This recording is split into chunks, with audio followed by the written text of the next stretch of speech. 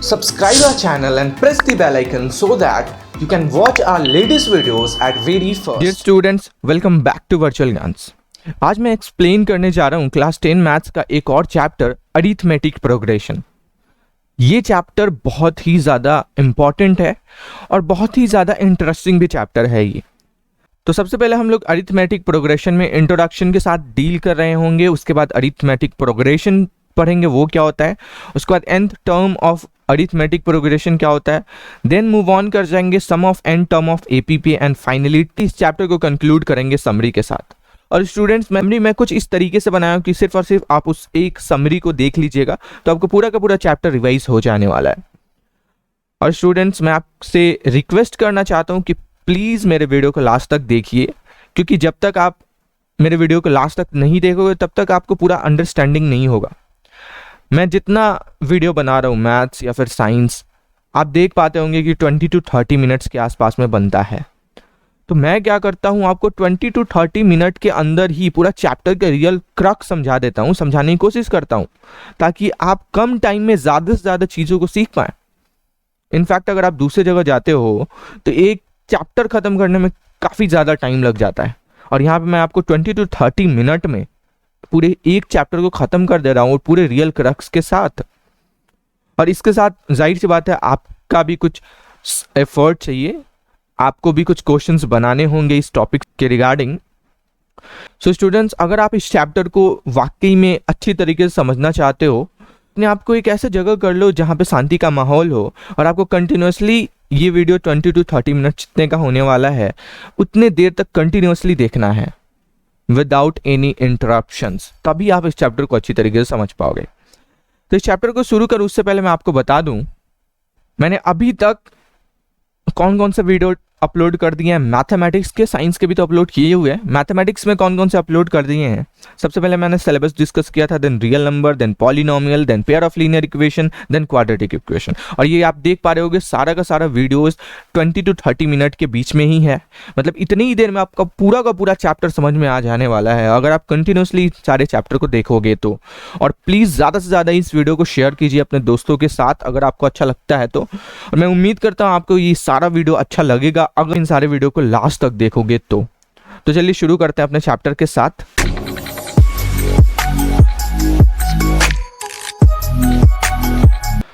सबसे पहले मैं डिस्कस करना चाहूंगा इंट्रोडक्शन। अरिथमेटिक प्रोग्रेशन पढ़ने की जरूरत क्यों पड़ी। आपने अपने रियल लाइफ में या फिर एवरीडे लाइफ में काफी सारे ऐसे पैटर्न देखे होंगे जिसमें कुछ सिमिलैरिटी होगा। जैसे for example of sunflower, sunflower का जो पेटल्स होता है इसमें सिमिलैरिटी होता है। The holes of honeycomb, इसमें भी सिमिलैरिटी होता है। The grains of maize cob, इसमें भी सिमिलैरिटी होता है। The spiral on a pineapple, pineapple पे जो स्पाइरल बना होता है उसमें भी सिमिलैरिटी होता है। ठीक है, जैसे ये आप एग्जाम्पल कंसिडर कीजिए, ये एक लैडर है, इसमें आप क्या सिमिलैरिटी कंसिडर कर पा रहे हो। ये जो डिस्टेंस है इसका क्या है, कांस्टेंट है। और स्टार्टिंग में इसका साइज क्या था, बड़ा था, उसके बाद कुछ छोटा हुआ, उसके बाद कुछ और छोटा हुआ, उसके बाद कुछ और छोटा हुआ। और छोटा कितना हो रहा है बता सकते हो, लगभग सेम रेशियो में छोटा हो रहा है। ठीक है, तो इसी टाइप के पैटर्न्स जो बनते हैं प्रोग्रेशन बोलते हैं। ठीक है, अभी अरिथमेटिक प्रोग्रेशन पे नहीं आ रहे, प्रोग्रेशन बोलते हैं। एक और एग्जाम्पल, नंबर वाला एग्जाम्पल कंसिडर कीजिए। 43, 41, 39, 37, 35, 33, 31। इसमें क्या आप कंसिडर कर पा रहे होगे, कितना कितना का डिफरेंस है, 2 का डिफरेंस है। ठीक है, 2 कम होते चला जा रहा है। यहाँ पे आप देखो 1 स्क्वायर, 2 स्क्वायर, 3 स्क्वायर, ये पैटर्न बन रहा है। नेक्स्ट 4 स्क्वायर आएगा, देन 5 स्क्वायर आएगा और dot dot dot n square आएगा। तो कुछ इस तरीके के पैटर्न बनते हैं, इसको हम लोग प्रोग्रेशन बोलते हैं। ठीक है, तो अब हम लोग मूव करते हैं अरिथमेटिक प्रोग्रेशन क्या होता है। So arithmetic progression. An arithmetic progression is a list of number in which each term is obtained by adding a fixed number to the preceding term except the first term. इसका कहने का मतलब क्या हुआ, arithmetic progression list of number होता है जिसमें हम लोग को हर एक टर्म कैसे मिलता है, हम लोग को बैक वाला टर्म में जो कांस्टेंट डिफरेंस है उसको ऐड करना पड़ता है। फॉर एग्जाम्पल 2 है, ठीक है, और लेट सपोज इसका कांस्टेंट टर्म 1 है। ठीक है, तो नेक्स्ट टर्म के लिए क्या करना पड़ेगा, 2 + 1 3, फिर नेक्स्ट के लिए 3 + 1 4, देन नेक्स्ट के लिए 4 + 1 5। ठीक है, अगर ये 2 रहता तो ये क्या हो जाता, 2, देन 2 + 2 4, देन 4 + 2 6, फिर 8, इस तरीके से बढ़ते चला जाता है। ठीक है, तो कुछ इस तरीके से अरिथमेटिक प्रोग्रेशन बनता है। और जो फिक्स टर्म होता है जिसको हम लोग ऐड करते हैं उसको हम लोग क्या बोलते हैं, कॉमन डिफरेंस। ठीक है, ये पॉजिटिव भी हो सकता है, नेगेटिव भी हो सकता है और 0 भी हो सकता है। ठीक है, अब हम लोग देखते हैं कि कैसे हम लोग डिनोट करते हैं अरिथमेटिक नंबर को या फिर अरिथमेटिक टर्म्स को। अरिथमेटिक टर्म्स को हम लोग a1 a2 a3 dot dot dot an से डिनोट करते हैं, जहां a2 minus a1 always equal होता है a3 माइनस a2 के, जो ऑलवेज इक्वल होता है an माइनस an माइनस 1 के, जो d के इक्वल होता है। ये बेसिकली है क्या, अगर हम लोग सेकेंड टर्म में से फर्स्ट को माइनस करें या फिर थर्ड में से सेकेंड को माइनस करें तो क्या आएगा, कॉमन डिफरेंस ही तो आने वाला है। यहाँ पे हम लोग माइनस करके देखते हैं क्या आ रहा है, 1, यहाँ पे भी 1, यहाँ पे भी 1। तो हम लोग क्या कर रहे हैं, फोर्थ टर्म में से थर्ड को माइनस कर रहे हैं, 1 आ रहा है, थर्ड में से सेकंड को माइनस कर रहे हैं, 1 आ रहा है, सेकंड को फर्स्ट में से माइनस कर रहे हैं, 1 आ रहा है। तो हो क्या रहा है, बेसिकली अरिथमेटिक प्रोग्रेशन ही तो बन रहा है। हम लोग प्रीवियस में क्या कर रहे हैं, एक्स्ट्रा जो फिक्स नंबर है उसको ऐड कर रहे हैं तो नेक्स्ट नंबर बन जा रहा है। और माइनस करने पे जो नंबर मिल रहा है वो बेसिकली क्या होता है, डी, कॉमन डिफरेंस। ठीक है, ये कॉमन डिफरेंस। कुछ एग्जांपल कंसिडर कीजिए, 1 2 3 4, इसमें कॉमन डिफरेंस क्या है, 1 1 है, यानी ये अरिथमेटिक प्रोग्रेशन है। यहाँ पे आप 30 देन 30 देन 30 30 30 का डिफरेंस आ रहा है तो ये भी अरिथमेटिक प्रोग्रेशन है। इसमें बेसिकली कितना है, एक एक बढ़ते चला जा रहा है। ठीक है, मतलब -3 और +1 करोगे कितना आएगा, -2 आएगा, -2 + 1 करोगे कितना आएगा, -1 आएगा। ठीक है, तो इस तरीके से ये भी अरिथमेटिक प्रोग्रेशन है। यहाँ पे 3 3 3 3, कांस्टेंट डिफरेंस क्या है, 0, यानी ये भी अरिथमेटिक प्रोग्रेशन है। इसमें कितना है, अगर -0.5 हम लोग ऐड करते चले जाएं तो ये भी अरिथमेटिक प्रोग्रेशन बनेगा। ठीक है, तो ये सारे क्या है, अरिथमेटिक प्रोग्रेशन है। और ये जो एक एक चीज़ है, ठीक है, जिससे अरिथमेटिक प्रोग्रेशन बन रहा है, इसको हम लोग बेसिकली क्या बोलते हैं, टर्म्स बोलते हैं। आते हैं एक बहुत ही ज़्यादा इंपॉर्टेंट क्वेश्चन पे जो बेसिकली ऑब्जेक्टिव में पूछता है या फिर वन वर्ड में पूछ देता है कि चेक करना है कि ये नंबर गिवन जो सीरीज है, गिवन जो प्रोग्रेशन है, वो अरिथमेटिक प्रोग्रेशन है कि नहीं है। ठीक है, तो शुरू करते हैं अपने फर्स्ट से, 4 10 16 22। अरिथमेटिक प्रोग्रेशन चेक करने के लिए हम लोग a2 माइनस a1 इक्वल हो जाए a3 माइनस a2 के। जितने टर्म दिए हुए हैं आपको सबको चेक कर लेना होगा। मैक्सिमम हम लोग 3 तक चेक करते हैं या फिर 4 तक भी चेक कर लेते हैं। तो a4 माइनस a3 हम लोग चेक कर लेते हैं। अगर ये तीनों इक्वल आ जाएगा तो ये अरिथमेटिक प्रोग्रेशन है, अगर नहीं आएगा तो नहीं है। 10 माइनस 4 क्या होगा, 6। 16 माइनस 10 6, 22 माइनस 16 6। तो क्या हुआ, ये सब क्या आ रहा है, इक्वल आ रहा है, जो डी के इक्वल है, तो ये अरिथमेटिक प्रोग्रेशन है। वैसे इसको भी और इसको भी चेक कर लेना है। ठीक है, ये तो डेफिनेटली आपको दिख रहा है अरिथमेटिक प्रोग्रेशन नहीं है। यहाँ पे कितना, 0 का डिफरेंस और यहाँ पे 1 का डिफरेंस। लेकिन अरिथमेटिक प्रोग्रेशन में क्या होता है, डिफरेंस ऑलवेज कांस्टेंट होता है। ठीक है, तो आप चेक कर सकते हो ये अरिथमेटिक प्रोग्रेशन है, -2 -2 ठीक है, मतलब 1 में से -2 को माइनस करोगे तो -1 आएगा। ठीक है, फिर -1 में से -2 को माइनस करोगे तो -3 आएगा। तो ये भी अरिथमेटिक प्रोग्रेशन है, ये अरिथमेटिक प्रोग्रेशन नहीं है। अब देखते हैं in term of AP. AP का इन टर्म होता क्या है। जैसे कोई भी अरिथमेटिक प्रोग्रेशन दिया हुआ होता है तो हम लोग उसका एन टर्म निकालते हैं। ठीक है, मतलब एनवा टर्म। जैसे सपोज करो कोई अरिथमेटिक प्रोग्रेशन दिया है और उसमें फर्स्ट सेकंड थर्ड टर्म दे दिया और आपसे बोल रहा है कि 6 टर्म निकालिए। ठीक है, तो कैसे निकालोगे, वो इस फॉर्मूला से निकालोगे। ये फॉर्मूला डेराइव कैसे हुआ, ये हम लोग चीज को समझते हैं। लेट अस सपोज कि आप एक किसी आईटी इंडस्ट्री में वर्क करते हो। आप एज अ फ्रेशर गए, आपका जॉब लगा 30,000 में। ठीक है, और उस कंपनी का रूल है कि हर एक 1 ईयर के बाद आपका जो सैलरी होगा 10,000 इंक्रीज हो जाएगा। ठीक है, मतलब 30,000 था और हर एक 1 ईयर के बाद 10,000 इंक्रीज हो रहा है, तो 40K देन 50K हो रहा है ना। तो ये क्या बन रहा है, अरिथमेटिक प्रोग्रेशन तो बन रहा है हर एक साल के बाद। अगर यही बोल दे कि हाँ 1 साल के बाद 40 हो गया, फिर 2 साल के बाद 10,000 बढ़ेगा, ठीक है, तो वो उस टाइप का केस अरिथमेटिक प्रोग्रेशन नहीं होगा, क्योंकि उसमें जो बढ़ रहा है या फिर कांस्टेंट जो टर्म है वो कांस्टेंट नहीं है, वो वेरिएबल हो जा रहा है। स्टार्टिंग में 1 साल था और नेक्स्ट 2 इयर्स हो गया, ठीक है। तो अब इस क्वेश्चन को हम लोग सॉल्व करते हैं।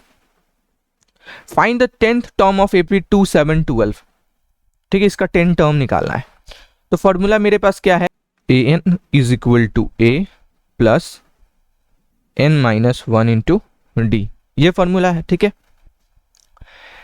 an मतलब a10 निकालना है, a10 a कितना है, ये जो a होता है ना ये फर्स्ट टर्म होता है, क्या होता है, फर्स्ट टर्म। तो AP का फर्स्ट टर्म क्या है, 2, ठीक है, 2 लिख दिए, प्लस n कौन सा टर्म निकालना है, 10, तो n की वैल्यू क्या हो जाएगी, 10 -1 इंटू d क्या है, d कैसे हम लोग निकालते हैं, सेकेंड टर्म में से फर्स्ट को माइनस कर दो या फिर थर्ड में से सेकेंड को माइनस कर दो, तो 7 में से 2 माइनस करो कितना आएगा, 5, ठीक है, इज इक्वल टू 2 प्लस 10 - 1 कितना हो जाएगा, 9 इंटू 5, और ये कितना हो जाएगा 47, ठीक है। यानी इस AP का ये फर्स्ट टर्म है, ये सेकेंड टर्म है, ये थर्ड टर्म है, वैसे वैसे जैसे 10th टर्म पे आओगे तो वो क्या होगा, 47 होगा, ठीक है।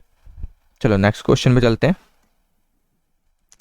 Which term of AP is -81, अब उसमें क्या था, AP का n की वैल्यू दी हुई थी और उस टर्म को निकालना था। अब क्या दिया हुआ है, वो वैल्यू दिया हुआ है, अब आपको n की वैल्यू निकालना है, ठीक है।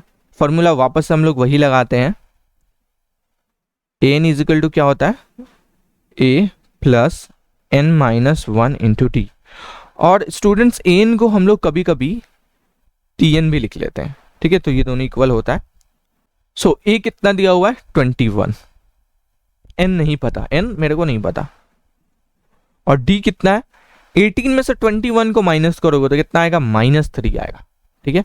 और an मतलब अब मेरे को उतना n वाला टर्म निकालना नहीं है, बल्कि n की वैल्यू दे दी हुई है, कितनी हुई है, -81, ठीक है। अब बेसिकली अब इसको सॉल्व करना है, मैं क्या करता हूँ, इस 21 को इधर लाता हूँ तो -21 हो जाएगा, is equal to -3 into n-1 हो जाएगा।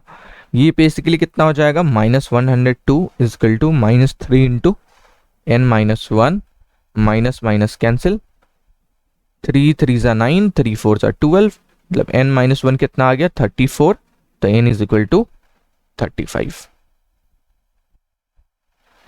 ठीक है। तो कुछ इस तरीके से हम लोग सॉल्व करते हैं। अब इसी में नेक्स्ट क्वेश्चन है, also is any term zero, क्या कोई टर्म जीरो होगा, रीजन देना है। तो बेसिकली क्या करना है, आपको -81 की जगह इस बार 0 पुट करना है और सॉल्व करना है। अगर n का ये जो वैल्यू है कोई इंटीजर आ गया तो ये 0 इस AP का टर्म होगा। अगर n नेचुरल नंबर नहीं आएगा, मतलब पॉइंट में आ रहा है या फिर फ्रैक्शन में आ रहा है, तो 0 इस AP का टर्म नहीं होगा। चलो नेक्स्ट क्वेश्चन को देखते हैं। Determine the AP whose third term is 5 and 7 term is 9। एक AP मेरे को डिटरमाइन करना है जिसका थर्ड टर्म 5 दिया और 7 टर्म क्या दिया हुआ है, 9 दिया हुआ है, ठीक है। अब थर्ड टर्म A3 होगा, A3 क्या होगा, A प्लस 3 - 1 इंटू डी, और 3 - 1 बेसिकली क्या होगा, 2D, ठीक है। थर्ड टर्म ये हो गया। उसका 7 टर्म बेसिकली ऐसे ही A प्लस 6D। अब A प्लस 2D कितना दिया हुआ है, 5, और A प्लस 6D कितना दिया हुआ है, 9। दो इक्वेशन बन गए, इसको सॉल्व करना है। आपने लीनियर इक्वेशन इन 2 वेरिएबल पढ़ा हुआ था, तो इसको मैं क्या करूंगा, दोनों प्लस में तो माइनस में कन्वर्ट करूंगा। ये भी प्लस में है तो माइनस में, ये भी प्लस में तो माइनस में, ये कैंसिल आउट हो जाएगा। ये -4D हो जाएगा और ये कितना हो जाएगा, -4, minus minus cancel, D equal to कितना आ जाएगा, 1। अब मेरे को क्या निकालना है, AP निकालना है। तो AP में फर्स्ट टर्म क्या होता है, A, ठीक है। तो A भी हम लोग निकाल लेते हैं। A प्लस 2D 5 दिया हुआ है, तो A प्लस 2 इंटू डी कितना है, 1 equal to 5, A equal to कितना आ गया, 3, ठीक है। तो AP मेरे पास क्या आएगा, 3 + 1 4, 4 + 1 5, 5 + 1 6 ... ये हमारा क्या होगा, AP होगा, ओके। नेक्स्ट क्वेश्चन देखते हैं। How many 2 digit number are divisible by 3, कितने 2 डिजिट नंबर 3 से डिविजिबल होते हैं। तो उसके लिए हम लोग क्या करेंगे, बहुत ही सिंपल सा क्वेश्चन है ये, मैं आपको सीरीज बना करके दे देता हूं, उसके बाद आप इसको सॉल्व कर सकते हो। फर्स्ट 2 डिजिट नंबर जो 3 से डिविजिबल होता है कौन सा होता है, 12, होता है। अब जाहिर सी बात है इसके बाद वाला 2 डिजिट नंबर 15 ही होगा जो डिविजिबल होगा, और लास्ट 2 डिजिट नंबर जो 3 से डिविजिबल होता है वो होता है 99। ठीक है, तो बेसिकली आपको पता चल चुका है ए कितना है 12, एन कितना दिया हुआ है 99 मतलब लास्ट टर्म, और डी कितना है 15 माइनस 12 यानी 3। अब आप एन की फॉर्मूला यहाँ पे लगाना और एन की वैल्यू निकाल लेना। Example number 8, find the 11 term from the last term. अब इस बार क्या दिया हुआ है, आपको लास्ट टर्म से 11 टर्म निकालना है इस एपी का। ठीक है, तो अब हम लोग क्या करेंगे, इस एपी को रोटेट कर देंगे। रोटेट कैसे होगा, ठीक है, फर्स्ट टर्म क्या बन जाएगा, लास्ट टर्म जो था वो फर्स्ट टर्म बन जाएगा -62। उसके बाद कौन सा टर्म आएगा, क्वेश्चन ये है। तो सबसे पहले हम लोग इसको माइनस कर लेते हैं। 7 में से 10 माइनस करोगे -3 होगा। तो जब हम लोग एपी को रोटेट करते हैं तो जो डी होता है उसका साइन चेंज हो जाता है। तो अब डी क्या होगा, +3 होगा। तो -62 और +3 कितना होगा, -59। ठीक है, तो आपको 2 टर्म बन चुके हैं और फाइनल टर्म कितना है 10। ठीक है, क्या निकालना है 11 टर्म, तो A11 कितना हो जाएगा, A + 10D। A कितना है -62 + 10 इंटू डी कितना है 3, -62 + 30 कितना आ जाएगा -32। ठीक है, तो ये 11 टर्म आ गया लास्ट से, फर्स्ट से नहीं लास्ट से। ठीक है, तो बहुत ज्यादा इजी क्वेश्चन होते हैं इन सब टाइप के। सो अब हम बहुत ही ज्यादा इंपॉर्टेंट क्वेश्चन करने जा रहे हैं। A sum of ₹1000 invested at 8% simple interest per year. 1000 रुपये को इन्वेस्ट किया जा रहा है 8% के सिंपल इंटरेस्ट के साथ एक ईयर के लिए। ठीक है, calculate the interest at the end of each year. तो हर एक साल के बाद इंटरेस्ट को कैलकुलेट करना है। Does do this interest form an AP, क्या ये इंटरेस्ट एपी फॉर्म कर रहा है, अगर कर रहा है तो find the interest at the end of 30 year. तो इंटरेस्ट निकालना है 30 साल के बाद। ठीक है, तो हम लोग एसआई निकाल लेते हैं। एसआई का फॉर्मूला क्या होता है, P × R × T / 100। ठीक है, प्रिंसिपल अमाउंट 1000 दिया हुआ है, रेट 8 दिया हुआ है और टाइम 1 ईयर। ठीक है, 100 कितना आ गया 80। तो अगर स्टार्टिंग में 1000 था तो अब कितना हो जाएगा 1080 रुपी। तो वैसे ही अगर हम लोग सेकेंड ईयर के निकालें, सेकेंड ईयर के लिए निकालें तो 1000 × 8 × 2/100 होगा। ठीक है, कितना आ गया 160। ठीक है, तो बेसिकली इंटरेस्ट 80 है, 160 है और डॉट डॉट डॉट डॉट ऐसे इंटरेस्ट उसका बढ़ते चला जाएगा। ठीक है, तो ये क्या बना रहा है, एक एपी बना रहा है क्योंकि नेक्स्ट इंटरेस्ट 240 ही होने वाला है। ठीक है, तो ये क्या बना रहा है, एक ईपी बना रहा है। तो 30 साल के बाद इसका इंटरेस्ट कितना मिलेगा, अगर 1000 जमा करेगा तो 30 साल के बाद कितना इंटरेस्ट मिलने वाला है ये पता करना है बेसिकली। ठीक है, तो ए कितना है 80, एन कितना है 30, डी कितना है, डी भी 80 है।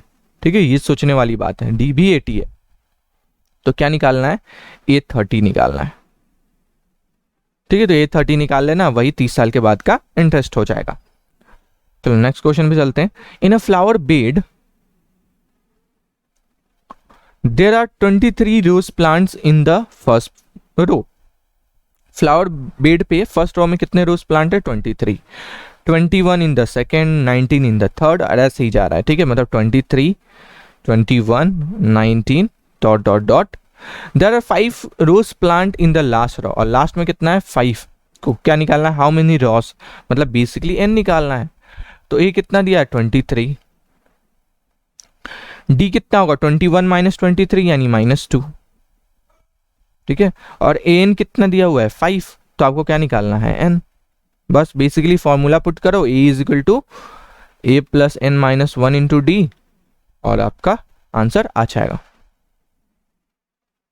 चलो अब देखते हैं sum of n term of AP. AP के n टर्म का सम बेसिकली होता क्या है। अभी तक हम लोग क्या निकाल रहे थे n टर्म, अब हम लोग क्या निकालेंगे उस n टर्म का सम भी। जैसे एक एग्जांपल मैं लूँ 1 2 3 4 5, ये एपी में टोटल सपोज दैट 5 टर्म है और इसका सम निकालना था। 5 + 4 9, 9 + 3 12, 12 + 2 14 और 14 + 1 15। तो ये तो बहुत ही आसानी तरीके से आप निकाल लिया कि हाँ इस तरीके से। अगर वही यहाँ पे 5 ना होकर के 500 तक होता तो कैसे सॉल्व करते? तो उसके लिए ही एपी का ये सारे फार्मूलाज आए हुए हैं। तो मेन फार्मूला हमारे पास ये होता है S is equal to N by two into में 2a plus N minus 1 into D. Basically ये सम कैसे निकलेगा, एन का वैल्यू पुट करेंगे यहाँ पे ए का वैल्यू पुट करेंगे और यहाँ पे डी का वैल्यू पुट करेंगे, एस निकल जाएगा। इसी फार्मूला को हम लोग ए प्लस एन भी बोलते हैं। कैसे?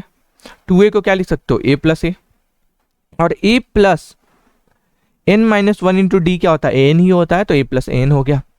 और एन को हम लोग एल भी लिखते हैं, एन को हम लोग एल भी लिखते हैं क्योंकि एन क्या होता है, लास्ट टर्म होता है। तो अब निकालते हैं इस एपी का सम।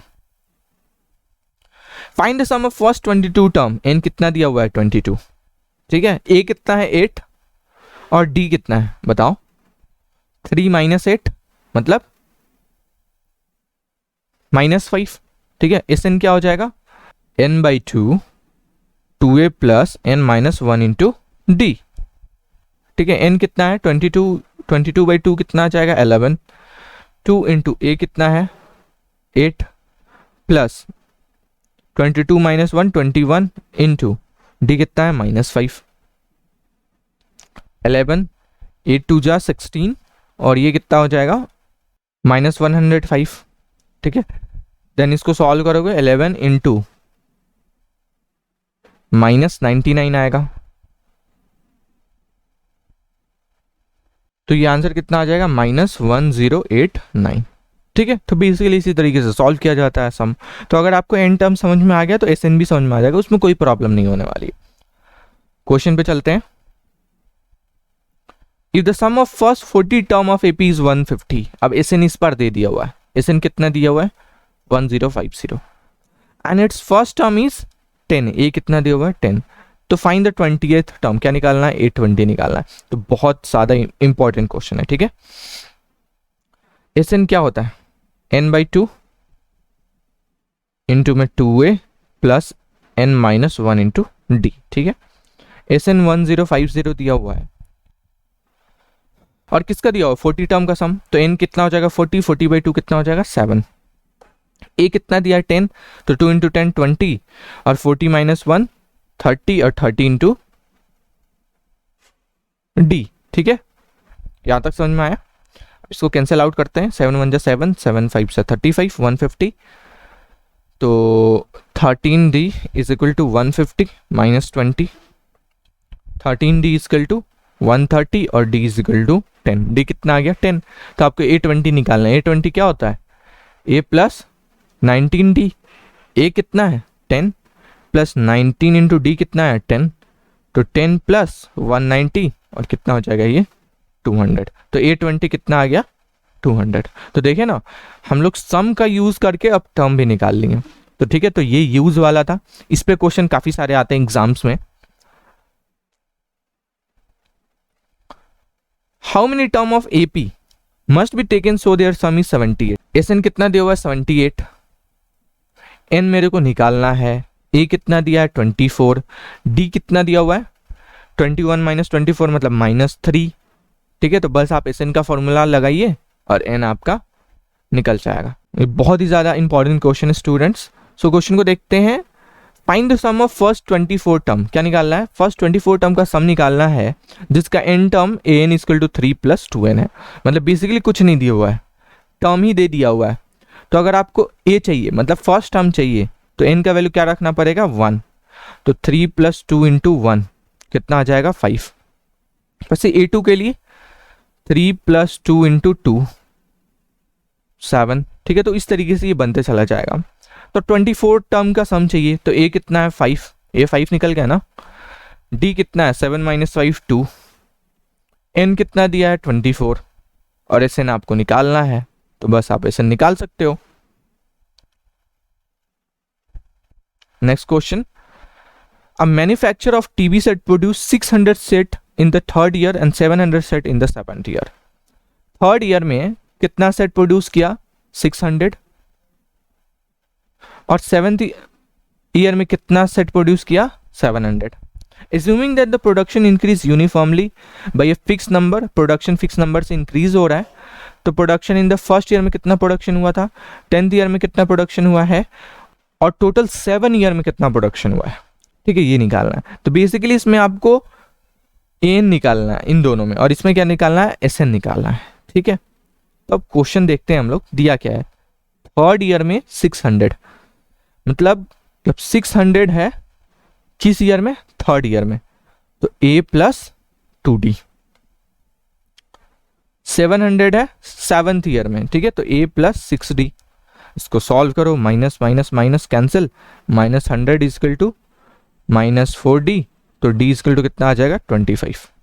ठीक है, d निकल चुका है तो a भी निकल जाएगा। a इजकल टू कितना होगा, यहाँ पे हम लोग 25 पुट करेंगे तो 25 2 ज़ा 50, और a इजकल टू 600 माइनस 50 मतलब 550। ठीक है, तो a भी मेरे को पता चल चुका है, d भी पता चल चुका है। फर्स्ट ईयर में प्रोडक्शन कितना है, 550। 10th ईयर में मतलब बेसिकली 18 निकालना है ना, तो a प्लस 9d। a कितना है 550 प्लस 9 इंटू डी कितना है 25। इसको सॉल्व करना, 10th ईयर में निकल जाएगा। उसके बाद टोटल इन 7 ईयर, पूरा 7 ईयर का मिला करके, तो यहाँ पे हमको S7 निकालना है। तो S7 क्या हो जाएगा, 7/2, 2 इंटू ए मतलब 550 प्लस n माइनस 1 मतलब 6, और इंटू डी कितना है 25। बस आप इसको सॉल्व करोगे, SN भी निकल जाएगा। तो फाइनली हम लोग इस चैप्टर के समरी पे पहुंच चुके हैं। ये समरी बहुत ही ज़्यादा इंपॉर्टेंट होने वाला है, इसमें कुछ आप नया भी कंसेप्ट सीखोगे इस चैप्टर का। तो सबसे पहले हम लोगों ने अरिथमेटिक प्रोग्रेशन पढ़ा था, उसके बाद उसके एंड टर्म, उसके सम ऑफ टर्म और उसके प्रॉपर्टीज। ठीक है, कुछ प्रॉपर्टीज हैं उसके, गो थ्रू आप कर सकते हो। And term a plus n minus 1 into D होता है, और उसके क्या प्रॉपर्टीज होते हैं वो यहाँ पे हैं। Sn क्या होता है, n/2 2a plus n minus 1 into D होता है, उसके कुछ और प्रॉपर्टीज यहाँ पे होते हैं। अरिथमेटिक प्रोग्रेशन से हम लोग क्या क्या निकाल सकते हैं, sum of n natural numbers, ये सारी चीज़ों को हम लोग निकाल सकते हैं। और अरिथमेटिक प्रोग्रेशन को सेलेक्ट कैसे करें, अगर सपोज करो 3 बोला क्वेश्चन में कि अरिथमेटिक प्रोग्रेशन में कंटिन्यूसली 3 टर्म का सम इतना है, तो वो 3 टर्म चूज कैसे करोगे, a plus D, a plus 2d, ऐसे नहीं करना है। कैसे करना है, a माइनस डी, a और a प्लस डी। इससे बेसिकली क्या होगा, d कैंसिल हो जाएगा और आपका जो इक्वेशन बनेगा सिर्फ a में बनेगा। वैसे ही अगर आपको 4 टर्म में लेना है तो a minus 3d, a minus D, a plus D और a प्लस 3d हम लोग चूज करेंगे। अगर आपको 5 टर्म में लेना है तो a minus 2d, a minus D, a plus D और a प्लस 2d हम लोग चूज करेंगे। तो स्टूडेंट्स, आपका यहीं पे चैप्टर खत्म होता है। अगर आपको ये वीडियो अच्छा लगा तो इस वीडियो को लाइक एंड शेयर कर दीजिए, एंड अगर आप मेरे चैनल पे नए हैं तो मेरे चैनल को सब्सक्राइब कर दीजिए। सो मैं लेता हूँ आपसे अलविदा, and I will see you next time.